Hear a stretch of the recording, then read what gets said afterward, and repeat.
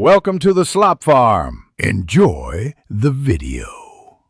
In this video, I will explain how to use Isntree Hyaluronic Acid Toner. Apply toner to clean skin using your palms or a cotton pad, then gently pat until absorbed.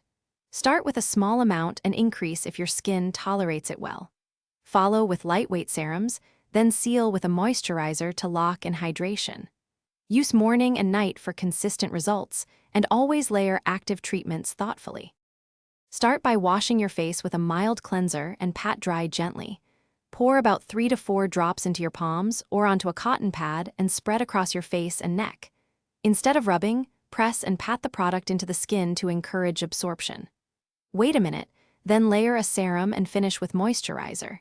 Consistent use helps maintain plump, hydrated skin and reduces tightness throughout the day. If you have sensitive skin, do a patch test on the jawline before full use to check for reactions. If the toner leaves a slight stickiness, try a lighter moisturizer or apply a smaller toner amount. For dry or compromised skin, layer with ceramide or emollient products to strengthen the barrier.